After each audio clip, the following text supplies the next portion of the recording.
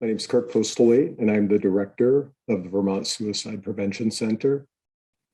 Welcome to our virtual Suicide Prevention and Legislative Engagement Day. We're so glad you've decided to join us this morning, and we have a great array of presenters who will share helpful information as you learn more about suicide prevention efforts across Vermont.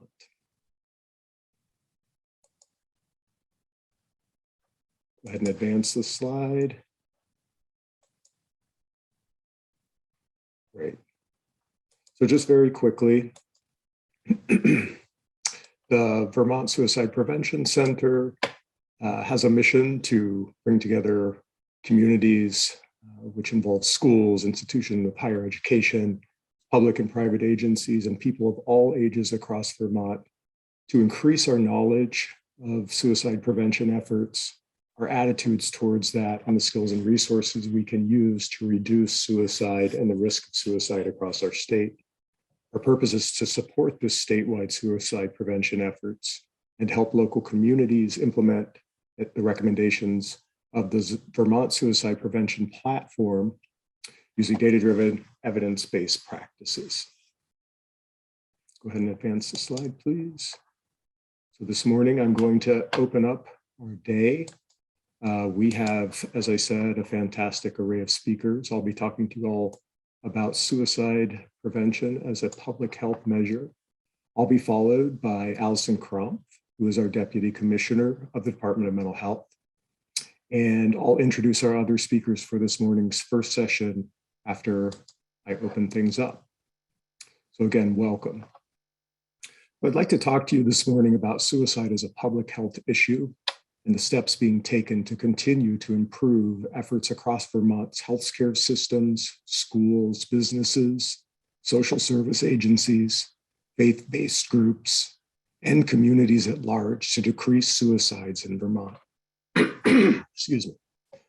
Suicide is a public health issue, and it affects individuals and families of all ages, socioeconomic groups, and cultural and ethnic backgrounds. Stigma, myths, and societal attitudes about suicide often make it difficult for those in pain to get the help they need and leaves others unsure of how to offer or receive support after an attempt or a death. Suicide has long been a subject surrounded by a great deal of taboo and silence, and we are now recognizing the importance of making efforts to bring a light to this topic.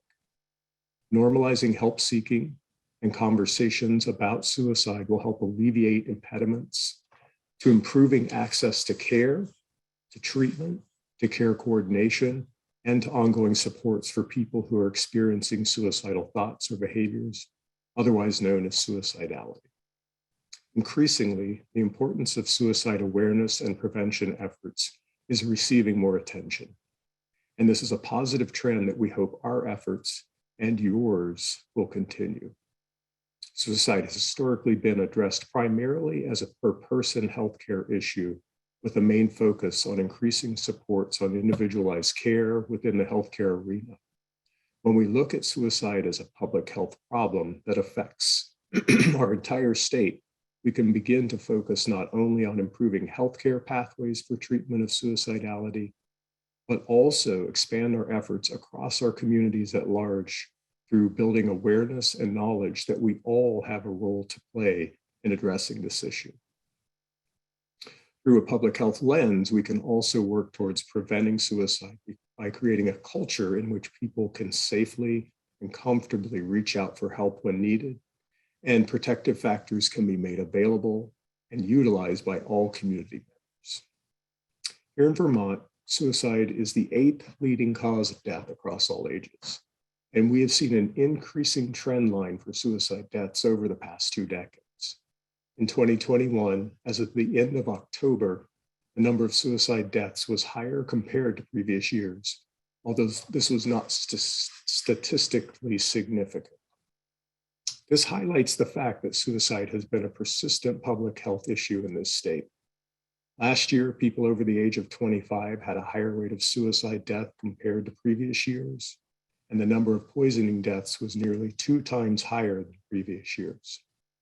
the rate of suicide-related emergency department visits in November and December of 2020 to 21 was higher than those corresponding months in the previous year.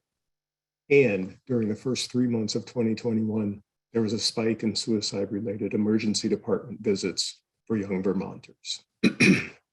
So despite years of hard work and dedication from so many people, both professionally and personally, we clearly have more work to do in bringing awareness to the subject of suicide and to continue to find ways to support people who are struggling with suicidality. To give you a sense of the needs we are currently seeing across Vermont, our Vermont Crisis Text Line webpage saw 6,351 views in 2021, which was approximately 1,000 views higher than the previous year. And the Vermont Suicide Prevention Center website had 22,555 users in 2021 versus only 11,924 in 2020. And new visitors comprised 90% of the 2021 users. So this is obviously a subject that people are trying to find more out about. So what can we do to turn the curve towards less people dying by suicide moving forward? Prevention efforts to decrease suicide risk in the first place can be strengthened to increase protective factors, including promoting positive mental health and emotional well-being across our communities. This can be best accomplished through efforts to move from fragmented prevention efforts to a more comprehensive statewide approach. This is the essence of a public health approach, which looks at many factors and brings together schools, healthcare systems, emergency services, businesses, faith-based communities, and other groups and individuals to tackle this problem holistically. We have many projects and programs in place which have led to successes in Vermont, but more must be done to extend prevention and post-event or post-intervention efforts across our communities. Through trainings to engage our youth and young adults, promoting suicide awareness and skills trainings in schools, and promoting awareness trainings to all community members, we can turn this curve. Public messaging campaigns to increase the public's general knowledge about suicidality and to help dispel myths and reduce stigma that have long been held as true around this subject will also be critical to educating the larger population and making it easier for people to ask for and receive help, potentially before even entering a healthcare setting or finding themselves in a crisis. As I mentioned earlier, we have a great array of presenters today.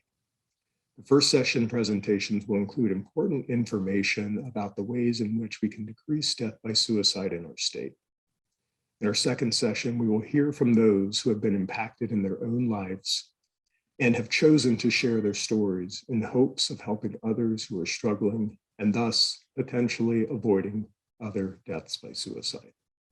Again, I want to thank everyone for attending. And I will next be passing the virtual podium on to our Deputy Commissioner of Mental Health, Allison Crump, who is a very long time advocate and strident supporter for suicide prevention in Vermont. But before I do that, let me quickly give you a quick run through of who else will be presenting this morning. We also have Julie Tesler, who will be speaking to the critical role of mental health workforce in suicide prevention. We have Why Means Reduction Strategies Matter, who will be presented by Seton McElroy. Tom Delaney will also be speaking to means reduction information and strategies to help reduce suicide in the state. And ultimately, we'll hear from Tony Stevens on the importance of Lifeline call centers and the upcoming 988 number for crisis calls. So without further ado, I'll pass this on to Allison, and then I'll be introducing each presenter as they come along. Thank you. Thank you, Kirk. Good morning, everyone, and thank you for being here. I'm Allison Crump. I'm the Deputy Commissioner for the Department of Mental Health. And I'm only speaking for a few minutes today because I'm mostly here to listen. But I did want to highlight one thing that really strikes me whenever I'm talking on behalf of the Department of Mental Health is that Vermont is consistently ranked one of the most healthiest states in the nation, often #1. And yet our suicide rates are worse than average. We consistently have been increasing our suicide rates. And if you compare us to the rest of the states, we're not even close to the top in terms of suicide prevention. And I think the Department of Mental Health feels that this needs to be a priority. And I know everyone on this meeting today knows that we can do better. And so our goal for this year, we have put forward some priorities for suicide prevention that are found in S69, a bill going through the legislature. And some of the things we know we need to do are great access and quality care for anyone experiencing suicidal ideation, thoughts, or intent. And that can look like whether or not you want to speak to a peer through the Pathways support line, or if you're maybe more into texting, we have options for 24/7 text lines through 741-741, as well as supporting the upcoming 988. That's the Suicide Prevention Lifeline. It's a free and confidential 24/7 line to support those experiencing suicidality. In addition, we're looking to have a position who can dedicate full time to this issue as a suicide prevention lead for the state. And we do feel like that's going to be incredibly important to have someone who can coordinate all of the great work that's going on. But most importantly, to Kirk's point, this is a public health issue. Suicidality is not just a mental health issue. It impacts everyone, whether you've had mental health in your history or not. And we think it's very important to get the message out that this is preventable. So the department is encouraged by the amount of momentum happening in this state, focused on suicide prevention over the past few years. We know we can have some of the best quality care in this state. We have the right people, and we just need the right resources. So we very much appreciate everyone coming to the table today, and we're looking forward to hearing your stories and encourage everyone to continue to lift the voices up of those who've experienced suicide loss or experienced suicidality themselves, because their voices are going to be imperative to fixing this issue in Vermont. So on behalf of the Department of Mental Health, thank you very much for your time today, and we look forward to hearing from everyone. Thanks, Kirk. Thanks so much, Allison. Appreciate that. Certainly want to thank the Department of Mental Health for all the support they've given Vermont Suicide Prevention Center and other groups across the state as we continue to move forward with our efforts with suicide prevention. Next, our presenter will be Julie Tesslers, again speaking to the critical role of mental health workforce in suicide prevention. Julie is the executive director of the Vermont Council arm of the Vermont Care Partners, which consists of 16 designated and specialized service agencies providing developmental, mental health and substance use disorder services. She's been supporting and advocating for these agencies and those they serve for over 25 years. We really appreciate having you here, Julie, and please take it away. Thank you, Kurt, and thank you to all that organized today. And for those that are participating, I care very much about suicide prevention. On a personal level, I lost my nephew, Michael, 2 years ago to suicide. So I know what it's like to be in that, be a family member. It's very tough, and we don't want to lose anyone to suicide. The designated and specialized service agencies of Vermont have been working very hard and are very pleased that there will be an expansion of the zero suicide efforts, and appreciate Allison's leadership at Department of Mental Health and the coalition's leadership in really taking a comprehensive approach to this. It's going to make a difference. And to you as legislators and advocates wondering what you can do, I think first of all that you're here today, it shows that you do care, that you're recognizing the need and want to learn more about it. We could use your support to follow up and support the recommendations of the Department of Mental Health and the Vermont Suicide Prevention Coalition. And today I wanted to highlight in particular the barriers to access caused by the workforce crisis at designated and specialized service agencies. As of January 1st, we had over a 20% vacancy rate at the agencies. What does this mean? It means that if you step back, 50% of our staff either aren't there who should be there, or they're new staff who've come on because our turnover rate has been very high, highest it's ever been. And so people are either not there or they're learning new skills, developing their expertise. And they have a lot of responsibility. So it's a very serious situation. Honestly, the first time ever in the 25 years I've been in this job, I have directors and program folks expressing concern about the health and safety of the people we serve. It's a lot of responsibility to provide that level of support, and it's hard. We're in a hard place.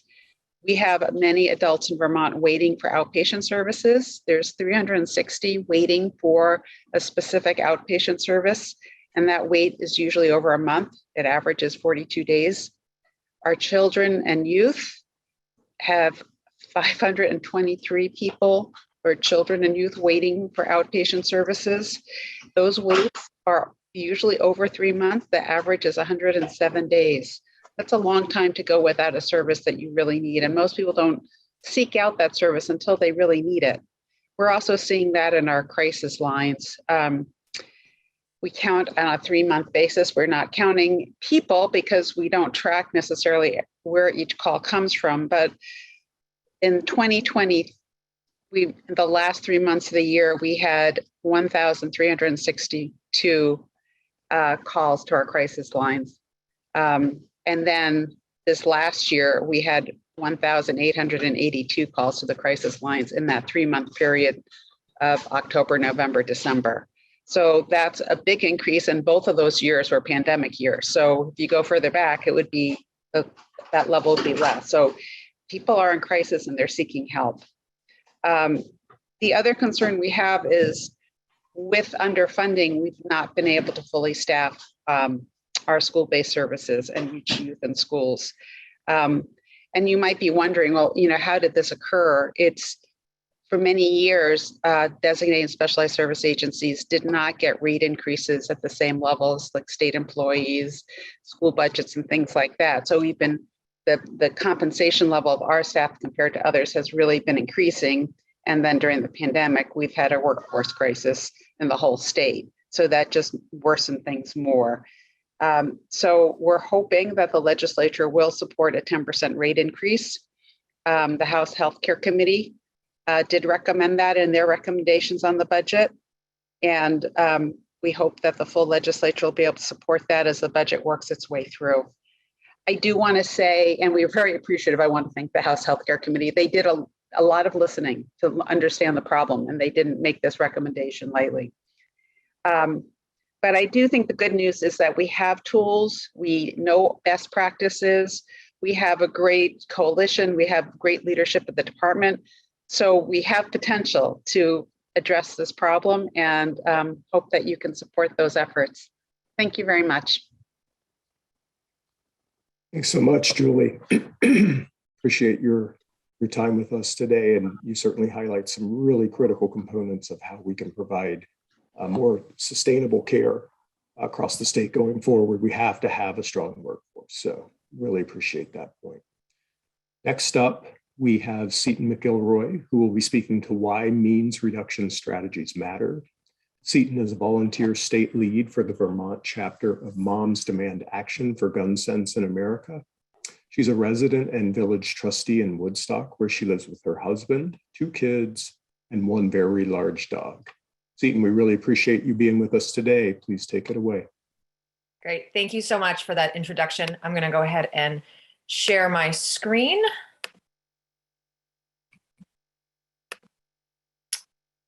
So yes, I'm Seton McElroy. I'm a volunteer state lead with the Vermont chapter of Moms Demand Action for Gun Sense in America. We're a national organization, but all of the work at the state level is done by volunteers. So I'm going to get straight into it. Most gun deaths are suicides. This is not something that you tend to see reflected in the media and in lots of narratives, but it's the truth. So the US average for gun deaths from 2016 to 2020, a vast majority of that was suicides. And you'll probably hear this term over and over again today, but means matters when it comes to suicide. You can look at the causes of suicide, and this is in Vermont from the Vermont Department of Health. about 57% of suicide was caused by guns. After that, suffocation, poisoning, cutting, and falls. But obviously, guns are the number one source of suicide. And then the gun deaths in Vermont, about 80% of those gun deaths in Vermont are from suicide. Homicide is about 10%. So obviously, suicides and guns are very well linked in the state of Vermont. The other thing to keep in mind is that when it comes to suicide, guns are the most lethal means of committing suicide. Not everybody who attempts suicide will die. In fact, most people who attempt suicide will not die, but 90% of suicide attempts with guns are fatal. About 40% of suicide attempts without a gun are fatal. So that's every other means of suicide. So again, this is where guns and suicide, especially fatal suicides, are inextricably linked. For Moms Demand Action, one of the tools that we use, and this is a national program, is our Be Smart program. And this is a way that we can help reduce suicides without using legislative means. So our Be Smart program stands for S is secure all guns in your homes and vehicles, model responsible behavior around guns, ask about unsecured guns in other homes, recognize the role of guns in suicide, and tell your peers to be smart. This really is this is a sort of an easier avenue to get people to start talking about guns and to really take away that stigma that it's not good or bad to have a gun. They exist certainly in the state of Vermont, where we have a proud history of gun ownership, of responsible gun ownership and hunting. And so we just want to make sure that people who have guns or are around guns are responsible with them by locking them up, having conversations with kids and children and anybody who might be vulnerable, and to have those conversations with your neighbors, and know that just because you don't have a vulnerable person in your house doesn't mean that you should leave your guns unsecured. In fact, in our Be Smart program, we talk about that 41% of adolescents in a gun-owning household report having easy access to guns. We all know that kids, despite our best efforts, do not do everything we ask them to do. I can tell you that I snooped around my parents' stuff when I was a kid, and I certainly found my dad's gun. And luckily for me, it was locked.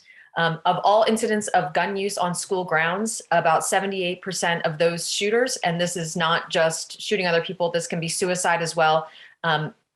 We know that those guns were obtained from the homes of their homes or the homes of friends or relatives. So if people know where those guns are, they know that they can get to them easily. And also, we just have to assume that children and teens and anybody else that can find the guns. If there's a gun in the house, assume it can be found, no matter how well you think you have hidden it. So we always encourage that firearms are stored locked, unloaded, and separate from ammunition. That ammunition part is actually really important, because if somebody finds one piece, you want to make sure they can't find the other piece and put them together. So these are ways to make sure that even if a gun or ammunition is found, they are not put together and that they are separate. So here are some ways that you can be supportive of preventing gun suicides in Vermont. Obviously, we just had S30, which hopefully will be coming back to us soon, and we'll go back to the governor soon. There's lots of pieces in there that we think are important in terms of preventing gun suicide. But other things that you can be doing that we can do legislatively are financial incentives to purchase gun locks and safes. Funding the purchase of gun locks for distribution. We give away gun locks on a pretty regular basis at our tabling and other events, and they go very quickly. And certainly we are happy to hand them out, but we would love to see that on a state level. Being able to provide resources to schools, social service centers, and VAs, and any other place. We have, again, lots of Be Smart resources, and we are happy to hand those out to everybody, but having something that happens on the state level that's that's organized is even better. A gun purchase waiting period is also something that would be helpful in terms of reducing gun suicides in the state. You'll probably hear this from other speakers today. One of the most crucial things you can give somebody who is considering suicide is time. The more time you can give them, the more time there is for intervention and for people to decide that that's not what they want to do. So anytime that we can add more time between the time somebody considers suicide and gets their hands on a gun, the better off we are. Also, the expansion of extreme risk protection orders. We are so fortunate, and thank you so much for passing extreme risk protection orders a couple of years ago in Vermont. They are very valuable, and mostly in Vermont and in other states where ERPOs are the law. ERPOs are used to stop suicides. These are things that are sometimes used to prevent homicides, but mostly they are used to prevent suicides because, again, you need to give people time. We also would love it if we could allow families to go straight to their state's attorney instead of having to take the extra step of going through local law enforcement. And then we'd also love it if healthcare workers were allowed to initiate extreme risk protection orders. Oftentimes, healthcare workers are the first ones to notice these things. And we know that within HIPAA, this is something that is certainly allowed. So we would love for healthcare workers to be able to start that process. These are all things that just give sort of extra tools to the people that know how to recognize suicide, family, friends, healthcare workers. We want to be able to provide as many tools as possible to reduce gun violence in the state. So that's all I've got for today. Again, I'm Seton McElroy. My email address is up there, vermontmomsdemandaction@gmail.com. And of course, I'm always happy to field questions. Feel free to contact me at any time. And thank you so much to the Vermont Suicide Prevention Group. It has been an education, and I'm so happy to be part of this group. And thank you for giving me this platform to speak today. Great. Thank you so much, Seton. Really appreciate your time and your informative presentation. Next, we have Tom Delaney, who will also be speaking to why means reduction strategies matter. Tom is based in the Vermont Child Health Improvement Program in the Department of Pediatrics at the University of Vermont-Larner College of Medicine. He has been involved with research and program evaluation in the area of suicide prevention since 2009. And teaches in the area of statistics, mental health, and public health at UVM. Tom, thanks for being with us, and please feel free to proceed.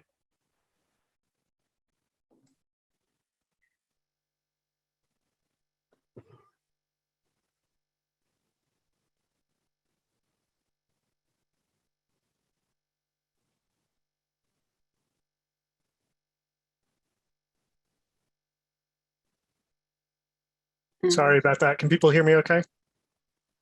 Yep. All right. I just lost like the first 20 seconds of my talk. Oh no. So I'm based, as Kirk mentioned, at UVM, and what I'm going to be talking to you about is really, it's talking about one study that I think supports a lot of the points that Seton just made. And we could easily spend hours going over all the recent studies that support the role of firearms in suicide prevention, and especially around safe storage. And I'm going to talk a little bit about safe storage evidence base. What I'm sharing with you is really my own opinions. I'm not trying to reflect anything from the University of Vermont. As with all the firearms and suicide prevention related work that I'm involved with, the Vermont Departments of Health and Mental Health are strong supporters, as is VT, SPC, and the Center for Health and Learning.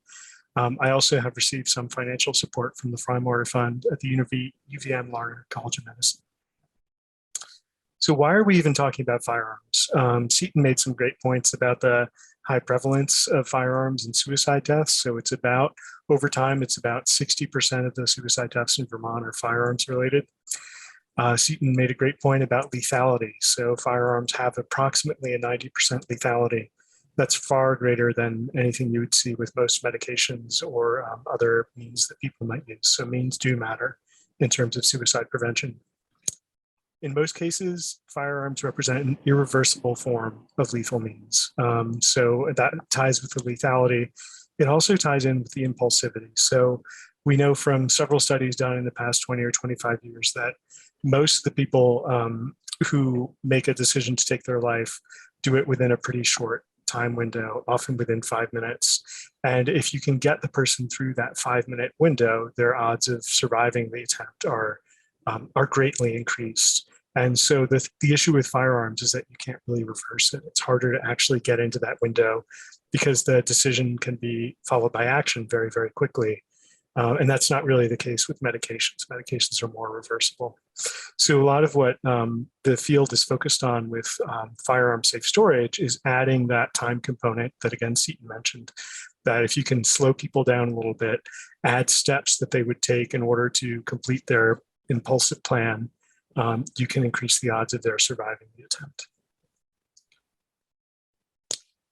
This is data that's over about 15 years, and it's basically all children in the US who died by suicide using a firearm over the 15-year period through 2017.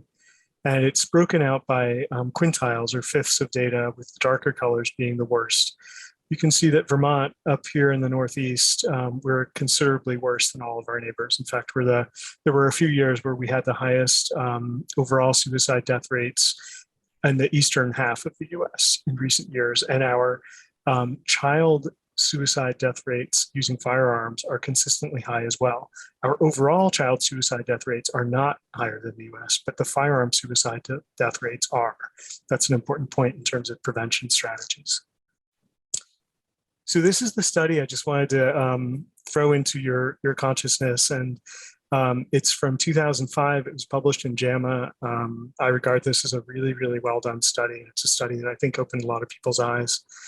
Goddessman and their colleagues, they did a case control study where they had about 110 young people under 18 who had used a firearm either to take their life or accidentally take another person's life. So no homicides in the study.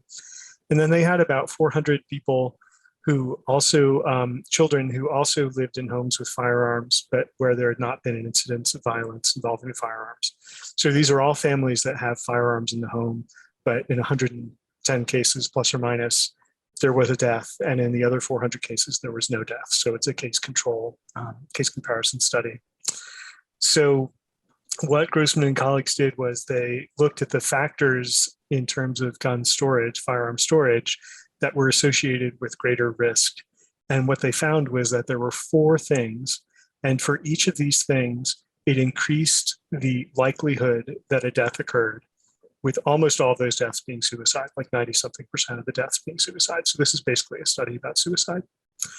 But the 4 things that were associated with protective factors were having the firearm stored unloaded, having the firearm locked, having the ammunition also locked, and the ammunition stored separately. Those are the exact same 4 things that Seaton mentioned on one of the first slides. And this is sort of the beginning of that research base for why we think that's a really awesome approach. So thinking about public health strategies and about ways that either communities or legislative bodies or other institutions could support suicide prevention in terms of public health strategies, we really feel like promoting the safe storage of firearms, including these steps, is just a key strategy.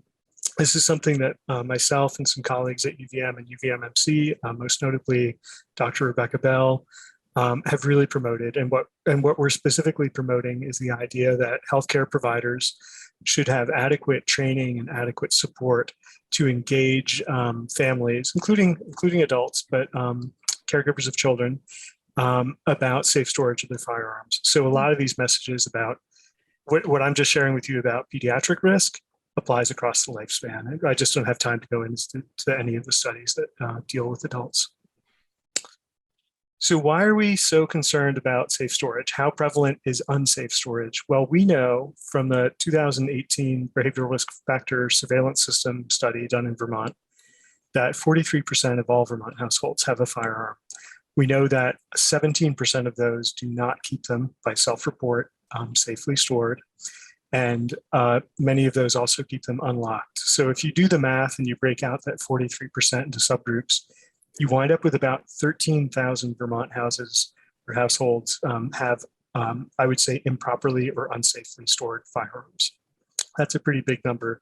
And we already know that Vermont has a pretty high rate of child firearm suicide death. So this is really getting back to that public health strategy. If we can get those firearms stored more safely, more securely, we may be able to have an impact on these highly lethal, highly impulsive suicide attempts. and this is really just a recap of what I just said, but the key message here is that storing firearms unloaded, locked, and with the ammunition stored and locked separately appears to be a very effective means of preventing suicide in children and across the lifespan.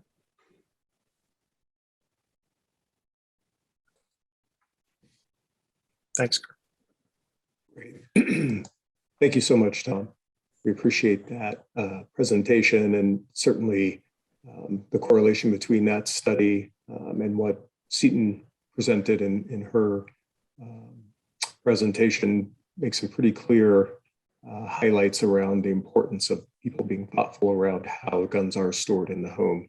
And as Seton said, certainly in a state like Vermont, where there is a proud lineage of gun ownership, we can lean on those folks to promote the messaging that, you know, having a gun in and of itself is having a gun, but how you store that and how you talk to young people about that is really critical to avoid deaths by suicide or other accidental means, for sure. So thanks so much. Okay, we are going to move on to Tony Stevens. Tony's going to be speaking about the importance of lifelines and 988. Tony Stevens, Master of Science, licensed clinical mental health counselor, has been employed at Northwestern Counseling and Support Services since 2002, working with the Emergency Services Division. He's currently the program manager for the Emergency Services team. And for the past decade, Tony has co-facilitated a survivor of suicide loss support group in Franklin County. Tony's emergency services team was the first in Vermont to become accredited as a National Suicide Prevention Lifeline call center back in 2019. And they're doing really incredible work. I'd just like to add in preparing for the 988 rollout, which will be unfolding this summer. And we really appreciate all the work that Tony and his crew at NCSS are doing, and then the crew up at Northeast Kingdom Human Services as well. Those are our two Lifeline Center call centers in the state. So really proud of that work. Tony, if you're ready, go ahead and take it away. All right, thank you, Kirk. Thank you all for the opportunity to just give you a little bit of information around 988 and the National Suicide Prevention Lifeline. So as Allison and others have mentioned, the Lifeline for short provides free, confidential, 24/7 support to anybody in suicidal crisis or any kind of emotional distress. That is a network of call centers across the entire United States. For quite a while, Vermont really didn't have much of an infrastructure set up for that. And I would say thanks to Allison's nudging and advocacy long before this was her focus in at the Department of Mental Health, there was a proposal put out to try to get local call centers here in Vermont. At that time, there were none. So all calls coming from Vermont, people calling into the Lifeline, were being answered somewhere out of state, the closest being New Hampshire at an organization called Headrest. Our agency was able to kind of get up and running and accredited for that back in 2019, August of 2019. And basically Vermont's in-state answer rates went from 0% to about 70% instantly. Still much more need for that because we could only answer that during set hours when I had enough staffing and team to do that. So by June of 2021, Northeast Kingdom Human Services was able to not only get on board, but go through the lengthy accreditation process. So they are the second call center partnering with us, and together we're covering 24/7 here in the state of Vermont. Just to give you a sense of call volume, which by the way, just keeps going up and increasing every month. If we take a 6-month period from June of 21 through November of 21, there were 1,182 calls that came into the Lifeline here in Vermont and that were answered within our local call centers. On average, those answer rates here in Vermont are averaging between 75 and 90% of all calls hitting our 2 call centers being answered. Really the things, and I would say maybe December of 2021, that total in-state answer rate was 87%, which is quite a feat given that the numbers keep going up. Really the main things that are impacting either call center's ability to answer are things, I would say busy signals, but nobody ever gets a busy signal. Their call is just routed to another call center. So the caller never hears a busy signal. But if we're already on the phone, we physically can't answer. Both call centers are in the process of trying to add an additional line, but that also means additional staffing to be able to answer those calls. Let's see. So there's quite a push also with the National Lifeline to begin offering a lot more follow-up services. And this is kind of a whole new twist on things. So callers that are expressing current or any imminent suicidal crisis, they're being asked if they want a follow-up call from the call center. So the call center will call them and initiate that call. Not everybody wants that, but that is something that together we're both trying to offer. A lot of times calls come in that are from third-party individuals, so they're calling worried about a loved one, a family member, and the mental health crisis or suicidal crisis they have going on. So our job is to support that caller, really work to empower them, help them understand what their options and resources are and how to access those. So in 2000, this just recently have been able to try to partner with Vermont's 211 system to kind of create and sort of utilize their database, all of their resources, just so that we can more readily sort of, if it makes sense, offer that to callers. In addition to the crisis and the stresses they have going on, are there other resources out there statewide that we can point them towards and make that a really easy transition for them to help lessen that burden? So that's been a great support as well. You may wonder how we actually, do we replace all of Vermont's local crisis teams or emergency services teams? And really, this is not a replacement. There is no way we could do what all of Vermont's designated agencies do. Really, this is just an additional support to people that either don't know about their local crisis or emergency services teams, or for whatever reason may choose not to access them. So we do partner closely with all of our local designated agencies. While we I feel proud of the fact that we have Vermonters here in state answering the calls from Vermonters, not only sort of more familiar with Vermont's culture, but also the resources here and much closer to home. Even when people are kind of speaking generically, they can kind of pick up on the fact that they're not getting somebody in California or Nevada, and that we're kind of understanding where they're coming from. We always work really hard to make sure folks are aware of their local resources, aware of their local agencies, so that they know how to access that support closer to home if that's a choice that they make. Often we are reaching out to our local emergency service teams when anybody is at any kind of imminent risk. Also to sort of share information if it's pertinent to their local crisis team. Let's say if somebody was going to be ending up in an emergency department or needing an on-site face-to-face response, that's not something the Lifeline can do and go out and provide, but that's where we're really leaning on our counterparts at the local designated agencies. And so the more we can communicate with them in that moment, the more of a sort of warm handoff that can be. We work very hard, I'd say, to avoid any unnecessary usage of emergency departments.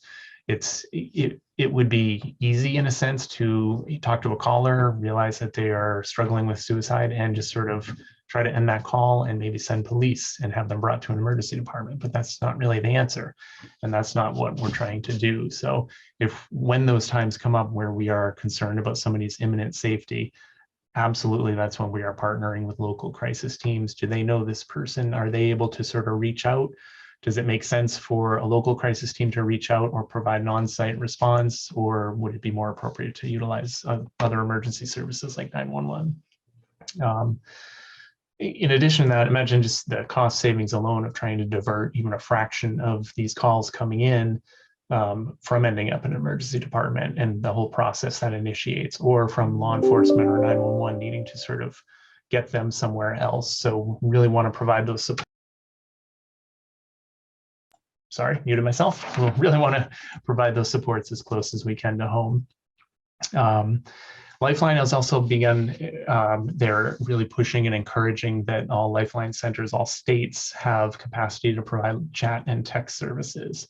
And so this is a whole new twist on things that Vermont is trying to sort of become staffed for and trained up and do. And it's a whole nother undertaking to now not even be able to talk to somebody on the phone, not hear their voice. All you're getting is messages coming through on a keyboard. I myself had sort of tried this last week for the first time after some training, just to try to get a little bit of a sense of what that may look like so that I can try to understand what kind of training and how much additional staffing and resources that might take on our side. I can say that it was pretty intense experience. In the sort of the very first conversation that popped up was literally 5 seconds after I logged on, and it was a 20-something-year-old acutely suicidal woman.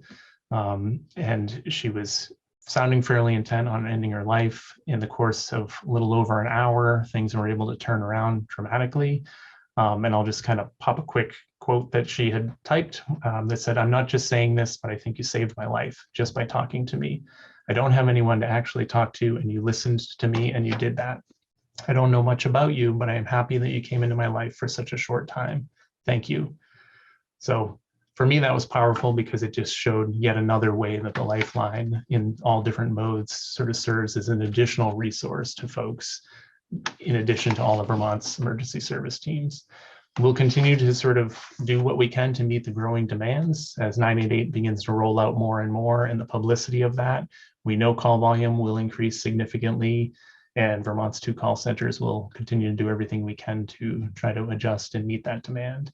However, it certainly will take additional funding to sort of keep that safety net going, just as all of Vermont's designated agencies function as the rest of the safety net for all of our most vulnerable Vermonters. Thank you. Thanks so much, Tony. Appreciate that presentation. And I agree that I think the work that the Lifeline centers particularly are doing in preparation for 988 is really fantastic. But also to your point that all the designated agencies across the state and the emergency services they provide are very critical part to the overall net of support for people who are struggling with mental health crisis, suicidal crisis, et cetera. So we're very lucky to have such a strong network, and we just want to make sure that we continue to support the workforce within that network, and also continuing to roll out the needed supports for efforts like 988. So thanks so much. Okay, that is our set of presenters for this morning's first session.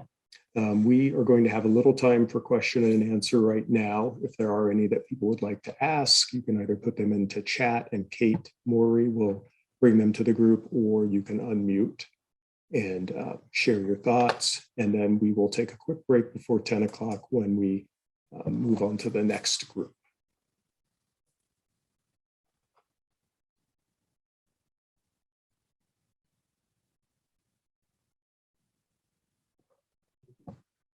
Again, feel free to unmute if you have any questions.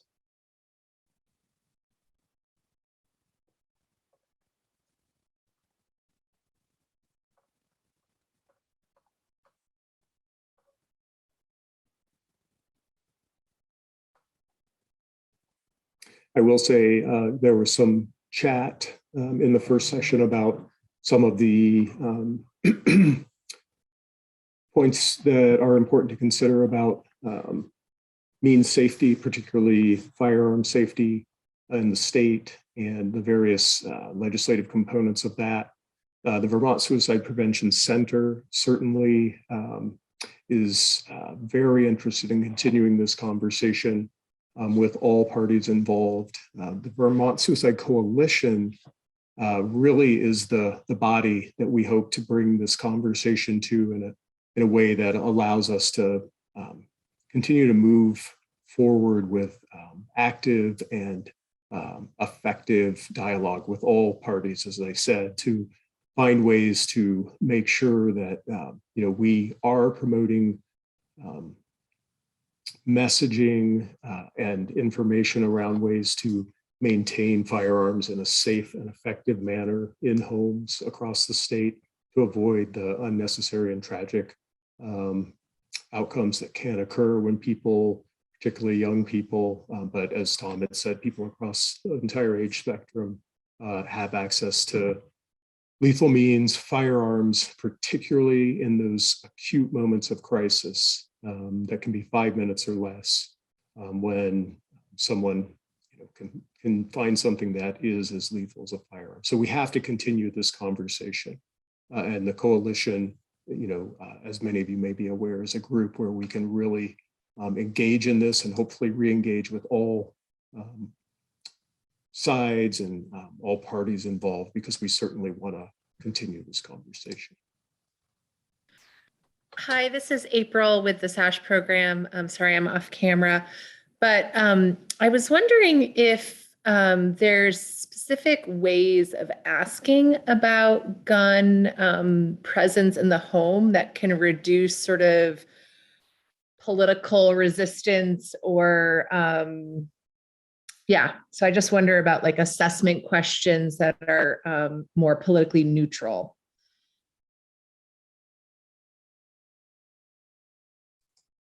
I'm happy to open that up. Tom, if you have any thoughts, or Seton, if either of you as kind of experts in this area have thoughts to share, that would be great. We have, so within the Be Smart program that I was talking about, one of the things there is ask. And we, like in within Moms Demand Action, sometimes we do role playing because a lot of who we're talking to are moms, and being able to have that conversation before there's a play date. And so we recommend that people put it in very neutral language. And in terms of with kids saying, if you were sending your kid over to someone else's house and they were allergic to peanut butter, you would say, hey, Bobby's allergic to peanut butter. Please don't give him a peanut butter and jelly sandwich. And so we put that we tell people to sort of fold it into those, to say, hey, my kid is, my kid doesn't have any nut allergies. He's afraid of dogs. And by the way, how do you secure your gun? Not do you have a gun? Because that tends to be, feel emotional and feel political. So we just say, we assume that if you're in Vermont that you have a gun. And so to say, how do you store it? And a lot of times we find people just go, oh, I don't have a gun, or, oh, we've got it locked, or, or we don't secure it at all, but it's hidden away. And then sort of to use your kids as an excuse to say, oh, Bobby gets into everything. So either one, I'm not comfortable sending him over there because, he sort of gets into everything, or you can say, hey, let's have the play date over to our house. So just taking as much emotion and political things out of it as you can, and trying to also practice it with friends that are probably don't have guns or politically the same way as you, so that it gets easier to say, because like you said, we don't want it to be political. It really is just pure safety, and to treat it that way. Yeah, exactly what Seton said. In the educational materials we develop for providers, those are the messages. Ask how, assume that there are firearms, ask about access to firearms in other settings, not even just in the person's own home. That's great. That's really helpful. Thanks to both of you.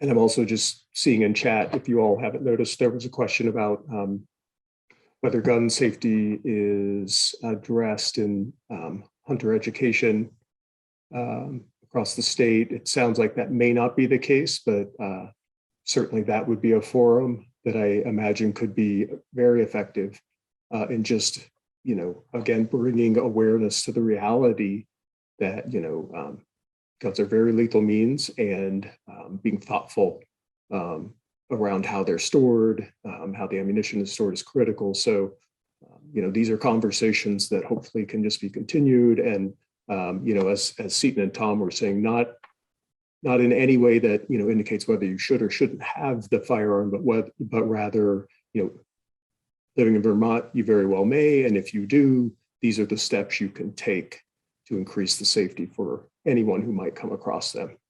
So. And one more thing, and I am totally stealing from Thomas here, because this is a presentation that I saw him do a few months ago. Not only having the conversation, but the person who has the conversation is really changes it. And I can let him speak to it more, but in terms of who people trusted with telling them what they should do with their guns, like doctors are the lowest on the list, unfortunately. People like me who are advocates are the lowest on the list. The highest on the list is other gun owners. And Tom, I believe it was military and law enforcement. So those are the people who are effective.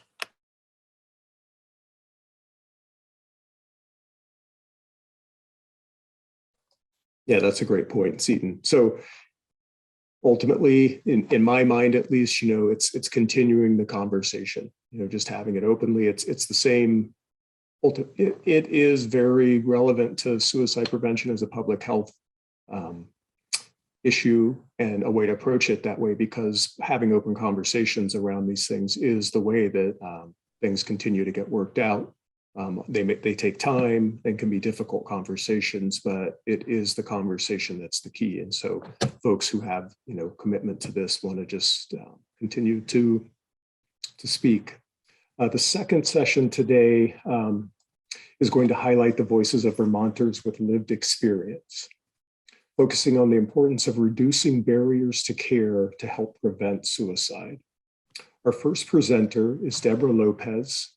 Debra is a psychiatrist who practiced in Burlington for 31 years. She is a clinical assistant professor in the Department of Psychiatry at UVM and currently works on several projects statewide and at the UVM Medical Center, all aimed at improving clinical care for suicidal patients. Her contact information will be shared in chat. And without further ado, Debra, if you're ready, I'm going to turn it over to you. Thank you, Kurt. My name is Debra Lopez Goddessman. I'm a licensed psychiatrist and have lived and worked in Chittenden County for the past 44 years. Our son, Alan Goddessman, died by suicide 6 years ago at the age of 25. Alan's death left those of us who loved him shattered, confused, and in more pain than we ever thought possible. My testimony today is given in solidarity with the more than 100 families every year, year upon year, who suffer the traumatizing impacts of suicide loss. The main point I'd like to make today is that for a person experiencing suicidality, access to health and mental health care, though important, is not enough. Clinicians who are responding to these patients need to know how to both evaluate and provide skilled treatments. Sadly, our experience showed us that too many well-intentioned and caring clinicians in Vermont are either untrained or undertrained in the up-to-date protocols and treatments that have proven effective for suicidal people.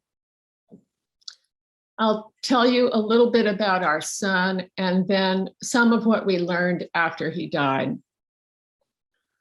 Alan was a sweet, gentle soul and a talented jazz musician. He was a good man who, like most people who die by suicide, felt trapped in a whirlwind of loss and pain that he thought would never end. After college, he had difficulty finding a way forward. Isolation from friends and shame about inadequacies he perceived in himself ushered in a severe depression that was marked by hopelessness and suicidal feelings.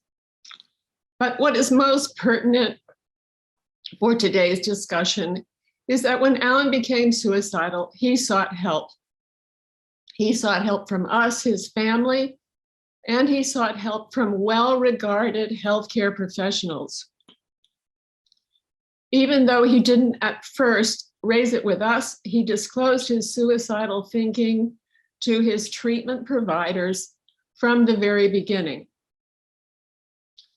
What we learned after he died, when we reviewed his medical records, was that although his providers thought they were providing appropriate care, their actions showed that they were not. I will repeat my main point. Our experience showed that at every level of care in which our son sought help, from his primary care provider to his outpatient private psychotherapist, to the UVM Medical Center outpatient psychiatrist, to his inpatient psychiatric team at the Central Vermont Medical Center, to the out-of-state tertiary care psychiatric hospital where he died, the providers were either untrained or undertrained in the up-to-date protocols and treatments that have proven effective in recent years for suicidal people. I realize this might be hard to believe. It has certainly been hard for us to believe. You might also imagine that our son was especially complicated to evaluate or treat, but these assumptions would be incorrect. Our son died because the well-regarded practices where he sought care lacked competency to provide the treatment he so desperately needed. Treatment that would have specifically targeted his suicidality. Imagine that your loved one is seeking help for a life-threatening condition like pneumonia, and the doctors had not learned about x-rays or penicillin, and so your loved one died needlessly. This is analogous to the crisis in competency we encountered when our son sought professional help in the evaluation and treatment of his condition. And I know our experience is not unique. The undertraining of health and mental health professionals is well documented in suicide care, is well documented in national research. What I've also learned since Alan's death is that in the last 10 years or so, a few very good treatments, psychotherapeutic treatments that specifically target suicidality, have been developed and proven effective nationally, but most clinicians practicing in our communities don't know about these effective approaches. There are some exceptions. For example, thanks to leaders like Alison Crump in the Vermont Department of Mental Health and those in the Vermont Suicide Prevention Center, clinicians in about half of our designated mental health agencies have been trained in these effective approaches. Also, about 200 of our 1,500 independently licensed mental health providers have received training in suicide care through the Vermont program program for quality in healthcare. But we are not even close to having a system of health and mental health care in which providers in every county in Vermont have even rudimentary training in evidence-based approaches to suicide care. There is much work to be done so that suicidal people don't fall through the gaps in our care system as our son did. The funding that is now being requested by our suicide prevention leaders is sorely needed and long overdue. It's also well prioritized. Primary care physicians, hospital emergency departments, outpatient and emergency service providers need to be properly paid and need updated training and leadership support at the state and local level so that the services Vermonters receive are better coordinated, more consistent in quality, and appropriate to the needs of the patients. Thank you for your attention today and for the work you do, everyone on this call, the work you do to improve the lives of Vermont citizens. I would be happy to talk with any of you who would like to learn more. Thank you. Thank you so much, Deborah.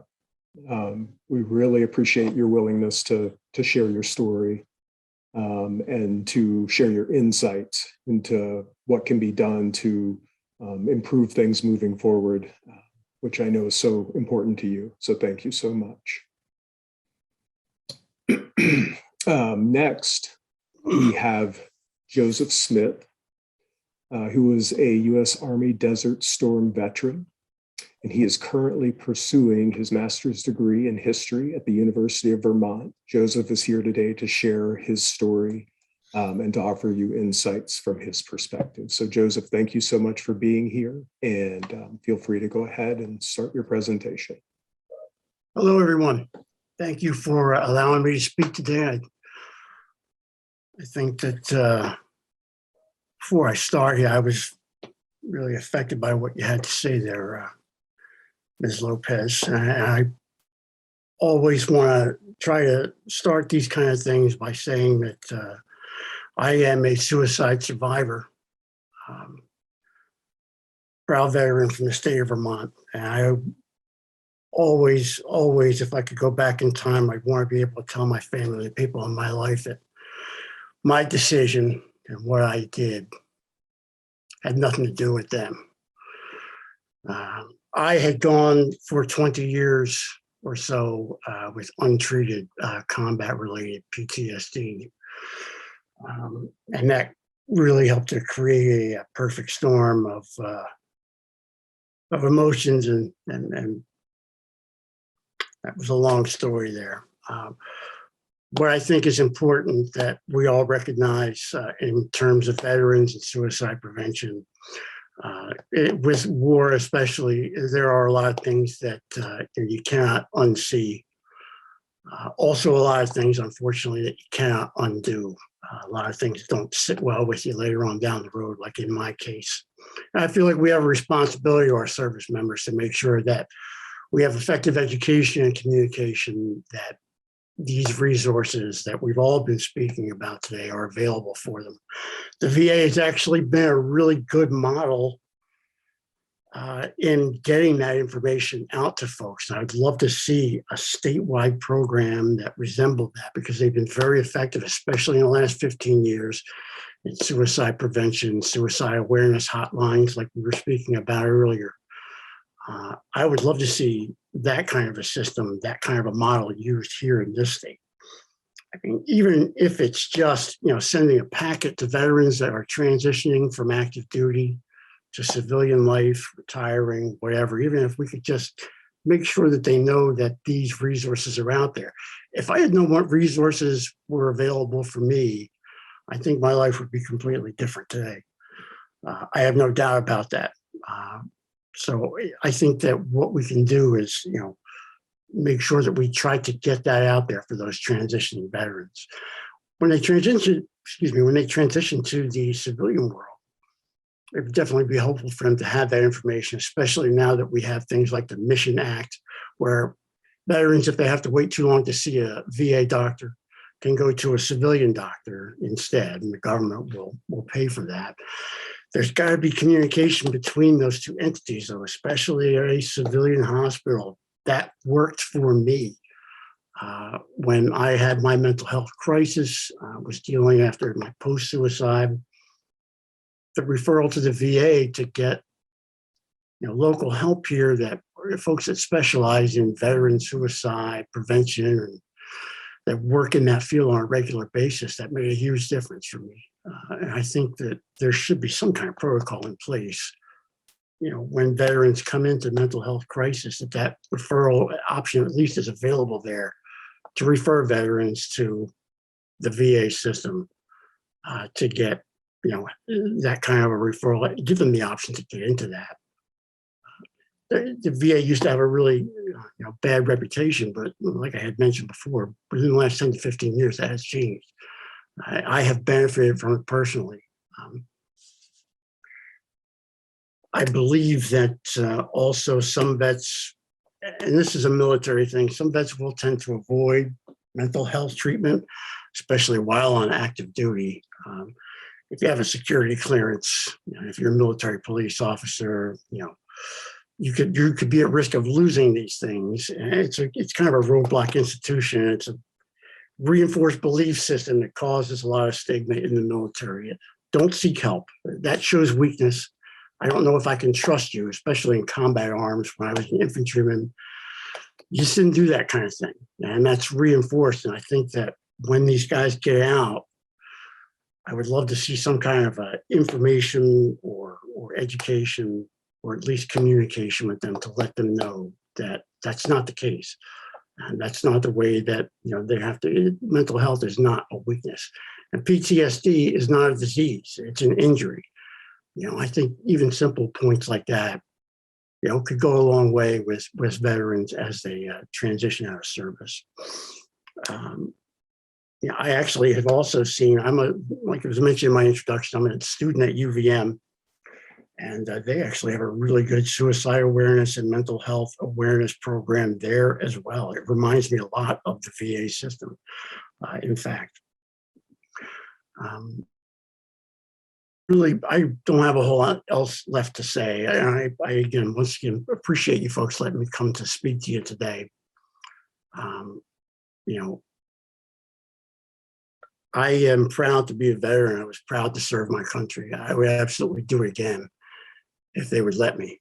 And I would like to reiterate that I guess we do have a responsibility to, those veterans that we send off, to foreign worlds and see what they've seen and do what they've done. And I'd love to see there be a system in place to get that information out specifically to that community.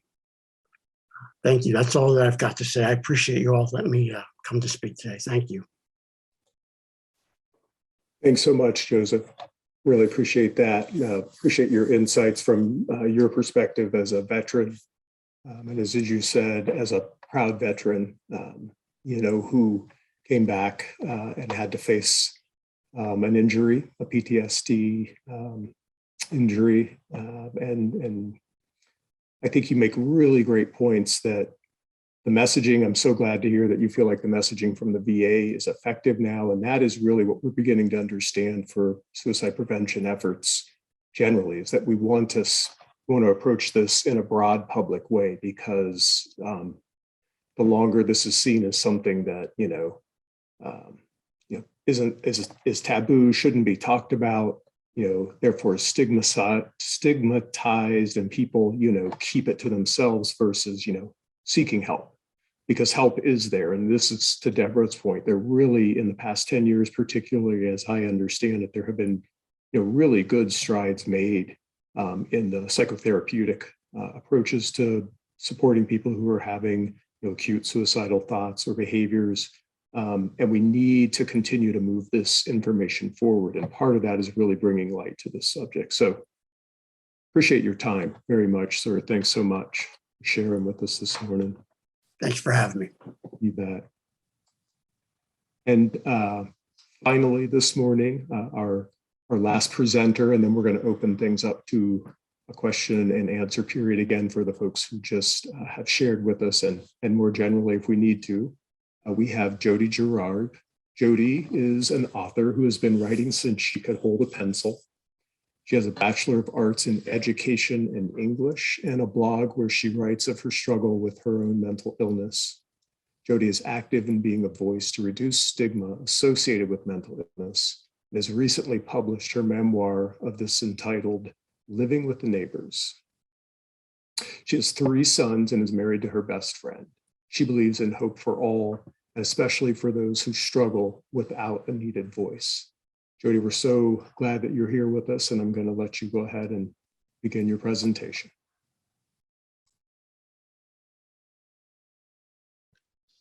Thank you. Poet E.E. Cummings wrote, "To be nobody but yourself, and a world which is doing its best night and day to make you everyone else, means to fight the hardest battle which any human being has fought and never stop fighting.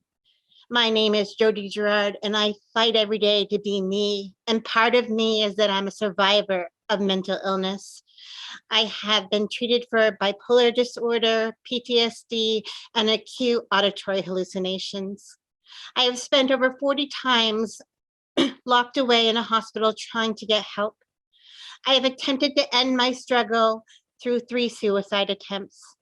I have taken countless medications to try to stop the symptoms that get in my way of living.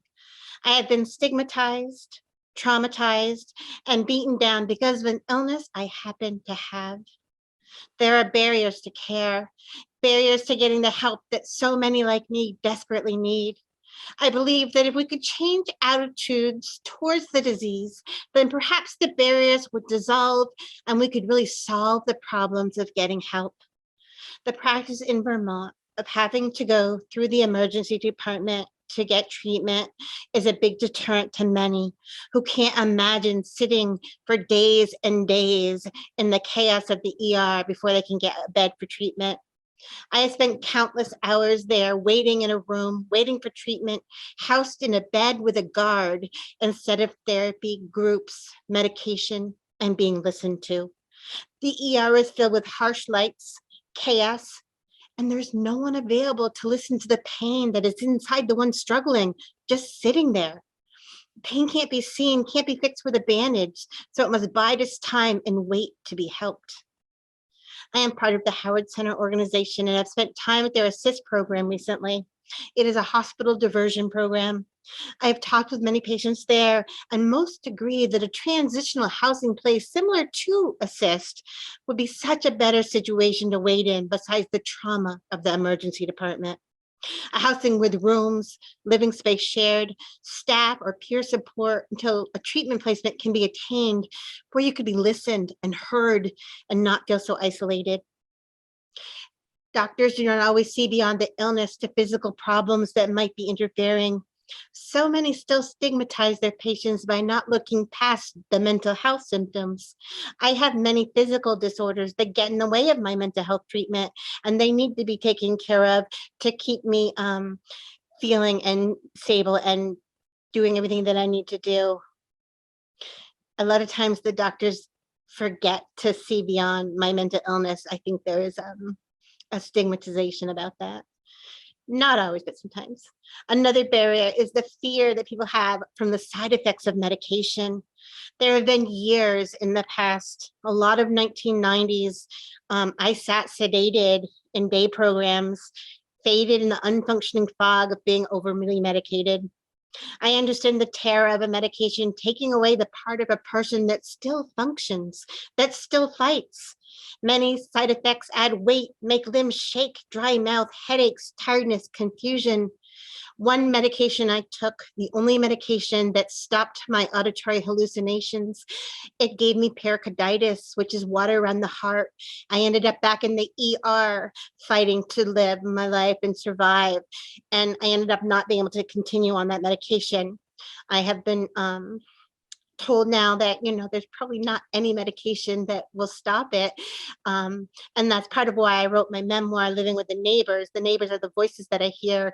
If I can think of them as just noise through a wall and not the terrifying negative thoughts of commands that tell me to kill myself every day, then maybe I can cope better because there's really no medication that can do that. Other barriers I've found with talking to people are the mountain of paperwork for services. The task of completing forms while you're severely disabled is a hardship. I know many people who have avoided filling out the forms because they just can't figure it. They can't concentrate enough to do it, and they stay homeless because they can't figure out how to complete the forms. The cost of medication can be an issue as well.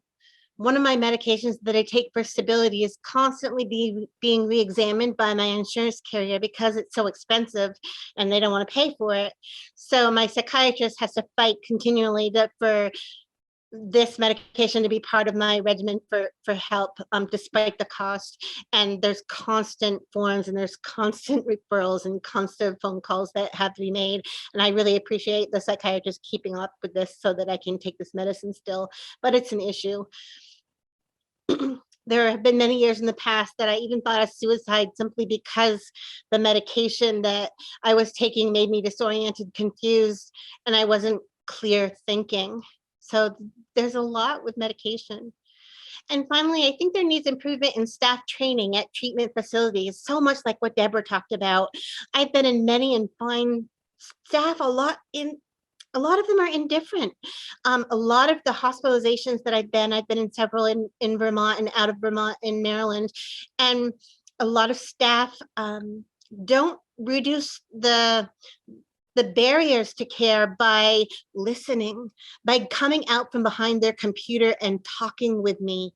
At one place I stayed, I ended up, we got an allotment of paper, and I'm a poet.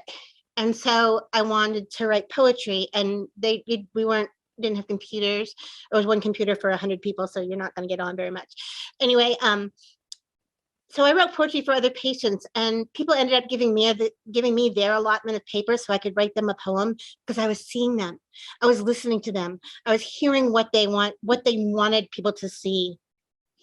On my way out, so after I gave out all these poems, people started going into the courtyard. It was in the summer, and they would cut little slips of the flowers that were planted there, and they would put them in styrofoam cups, and they would give them to me. On my way out, when I was leaving, I had all of these styrofoam cups, and I passed this room where this elderly lady, she had been staying in bed the whole time I was there. She had a potty next to her bed. She never left. Her room was empty. She was wearing the paper clothes, like the paper bib you get from the dentist. So she was just sitting there. She was probably in her late 80s.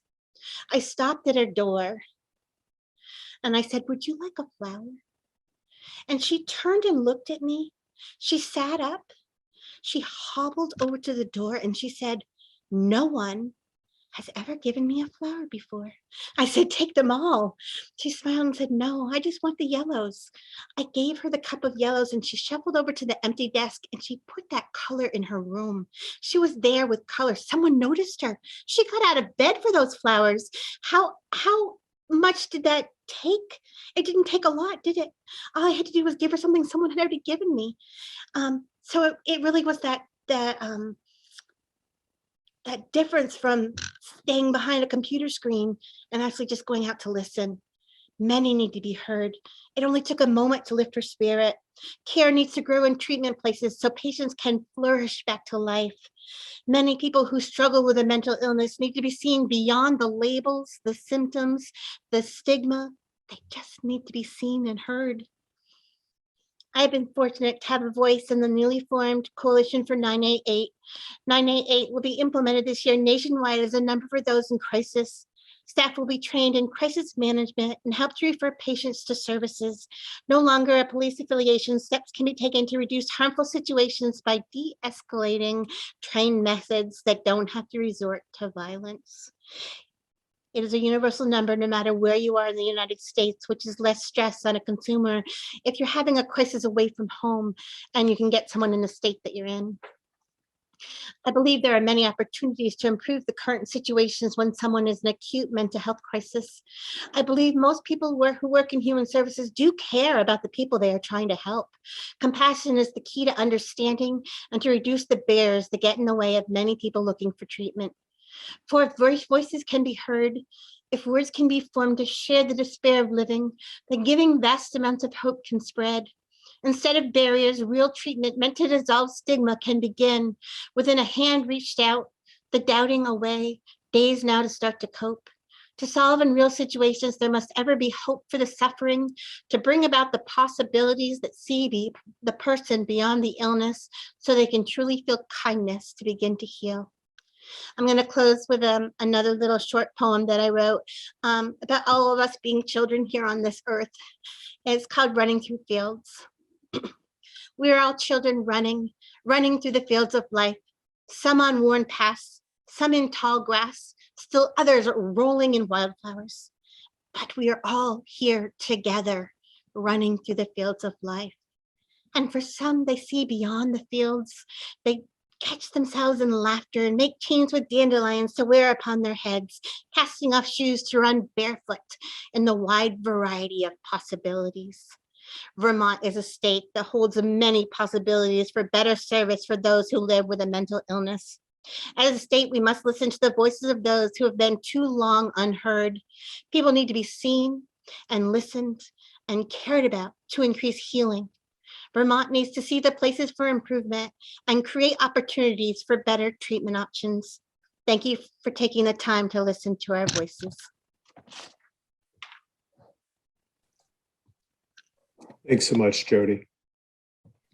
really appreciate your time and your ongoing efforts to share your experience and your poetry and your perspective on, I just saw a nice chat that said beautiful. So really appreciate that.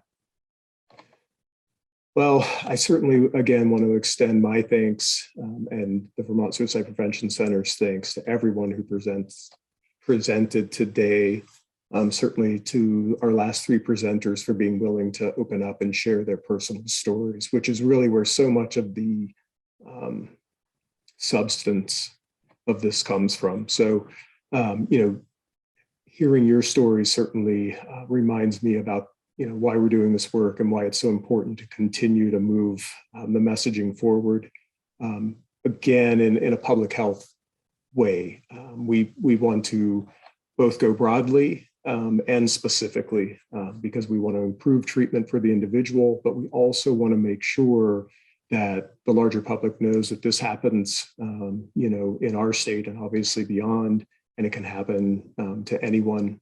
And we all have a role to play in making sure that, we're open to those who need our help, and we're open to, getting behind the efforts that are being put in place to shore up the system of care and just to make general awareness about this more broadly held.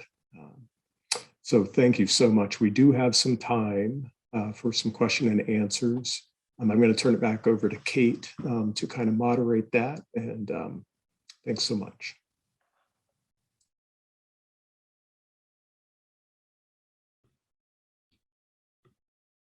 Feel free to unmute if you have any questions or comments. I'm seeing a lot of support for everyone who presented and shared their story in the chat, which is great. And thank you all again for showing up today and sharing with us.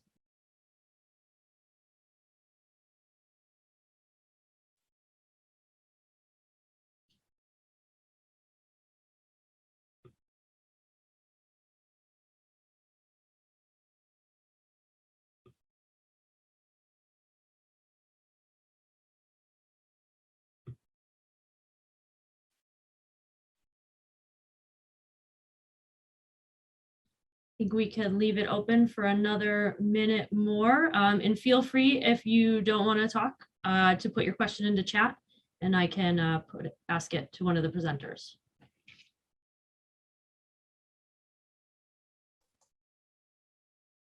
And I will just remind folks that there is some information in chat, including Debra Lopez's contact information, a link to Jody's blog, also a link to Jody's book.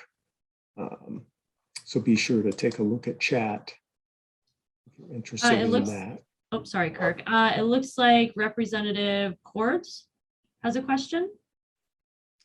Thank you. Just a comment. I'm glad to be joined here by my legislative colleague, Representative Woodman Page, and we are both serving on the House Healthcare Committee. And I wanted to, again, thank everyone for not only putting this together, but especially for those who presented and shared their very powerful stories this morning. We have taken a lot of testimony in House Healthcare. I've been in the legislature for this will be my 4th year, and it's been a challenge to be able to get enough resources for mental health, to meet mental health needs in the community. But your House Healthcare Committee is still working very hard and listening, and Representative Page and I will definitely take this back to our committee. Thank you so much.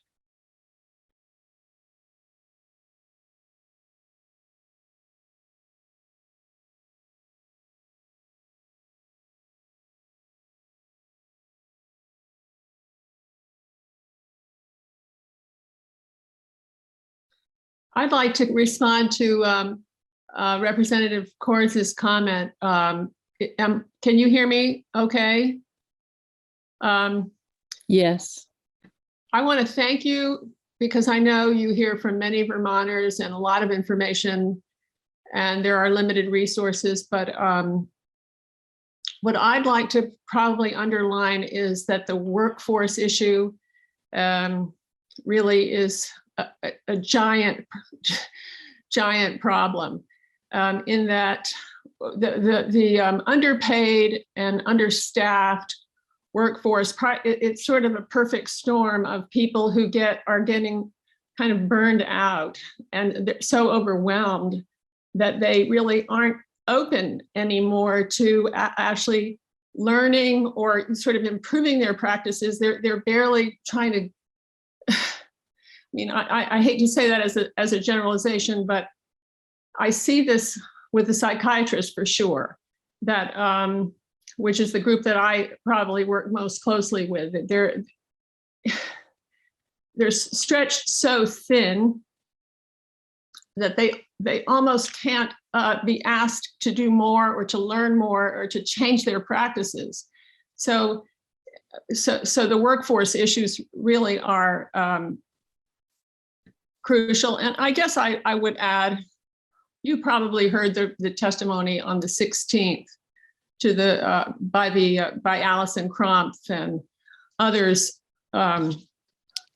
That testimony went into more detail about some of the current priorities that the suicide prevention leaders are seeking support for. So I really hope that, I think we have a really good group of people now in suicide prevention in the state that are knowledgeable and seeking really appropriate kind of funding for the high priority items. So thank you. Thanks, Dr. Lopez. And we definitely hear you about workforce issues. I'm on a subgroup, a working subgroup, focusing on just one aspect of the workforce crisis, which is the nursing part of it. I'm a frontline practicing nurse, and know the impact of the workforce crisis on all of our souls and psyches. And the workforce crisis in the mental health provider community is incredibly severe, and just painful to know about, that it's in such a difficult place. And it was not in a good place before the pandemic, as you know, and it's just so much harder now. So thank you for that. And please keep talking with us. We are working really hard and trying to put as many resources into this as we can. Thank you for bringing that up.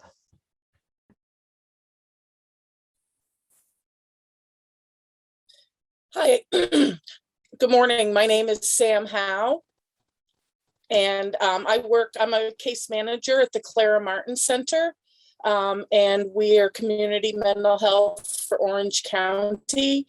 I work out of the Bradford office and concur with the workforce issues.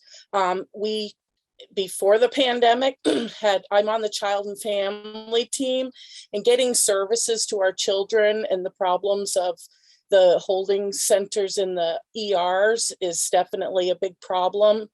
And I just wanted to highlight that piece as well, that we lost the one child psychiatrist that we had, that we could only have services for one day a month, now down to none, and have to put our kiddos on wait lists that are 6 to 9 months long, either in Burlington or Brattleboro, or being referred to go broader out of state. I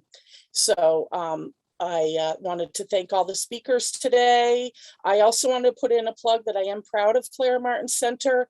We've gotten grant to help improve the emergency services. It's CBCHC.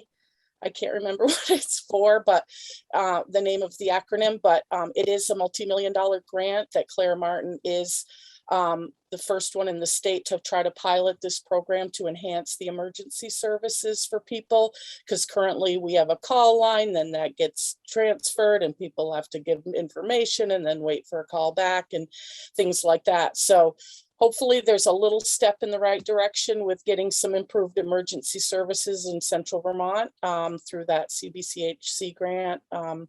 But I know that the folks at Claire Martin are working as hard as we can, and look forward to collaborating with our legislators and community members as we go forward. Thank you.